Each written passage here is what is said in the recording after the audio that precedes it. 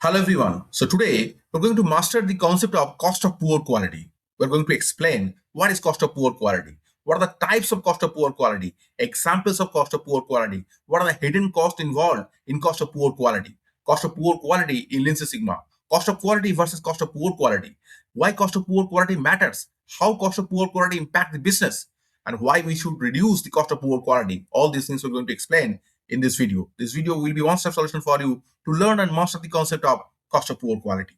First of all, now we need to understand that what is cost of poor quality? What is the definition of cost of poor quality? So cost of poor quality refers to the money lost due to defects, errors, rework, scrap, customer complaints, warranty claims, and inefficient processes. It directly impacts the profitability and customer satisfaction, and it directly impacts the business. That's why cost of poor quality is so important to understand, because it directly impacts the business profitability. Now we need to understand that why we should care about cost of poor quality. So cost of poor quality silently increases the operational cost. It reduces the productivity, it delays the deliveries, and it damages the brand reputation in the market. Reducing the cost of poor quality improves the both quality and business performance. That's why we should always care about cost of poor quality. Now, we need to understand what are the types of cost of poor quality. So there are four different types of cost of poor quality. That is internal failure cost, external failure cost, appraisal cost, prevention cost. Internal failure cost includes scrap, rework, downtime, retesting. External failure cost includes warranty failures, customer complaints, customer returns. Appraisal cost includes inspection and testing, calibration, auditing. Prevention cost includes education and training. Along with that, APQP, FMEA, fault tree analysis, process capability study, all these things involved under prevention cost. Hello, this is Surajit Banerjee, a Lean Six Sigma Master Black Belt. I welcome you all to our channel, the Lean Six Sigma World, your go-to place for mastering the concept of Lean Six Sigma in all aspects. So recently, I have launched this book, Untold Story of Lean Six Sigma. It is available in both Amazon and Flipkart. Everywhere it is available. We are getting very good feedback about this book. So you can go and check this book. This book will be a one-stop solution for you to learn and master the concept of Lean Six Sigma in one single go. Okay. So I have given practical examples and practical real story case studies have been given. So it will help you to master the concept of Lean Six Sigma easily. So you can go and check this book.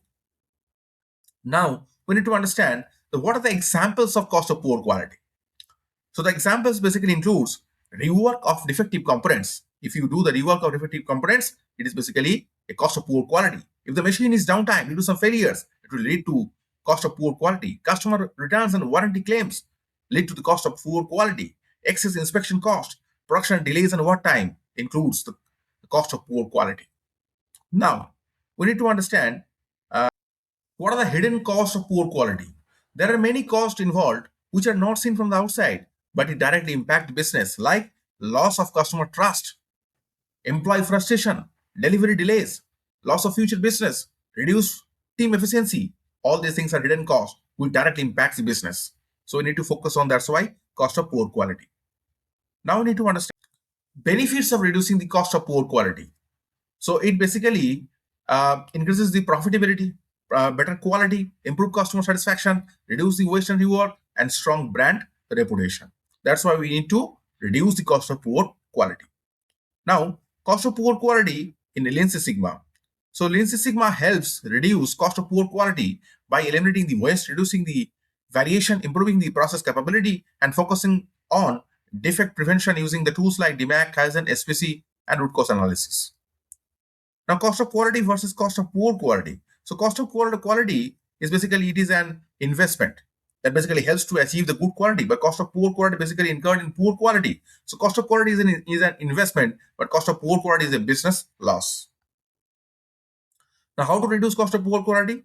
So, we need to focus on the standardized process, conduct the root cause analysis, improve the employee training, implement the error proofing, and monitor KPIs and process performance. Now, what is the conclusion? The conclusion is that cost of poor quality is not just a quality issue; it is a business profitability issue. It directly impacts the business. So, organizations should focus on reducing the cost of poor quality so that we can achieve higher efficiency, better customer trust, and long-term operational excellence, so that it can lead to the business growth, business profitability for the longer run. So if you found this video helpful, make sure to like the video, share your comments about the cost of poor quality, and whatever you learned today, share your experience in the comments below. We'll be very happy and obliged to see your comments. And you can also join our exclusive WhatsApp community to get free updates on listener tools and techniques, everything for free.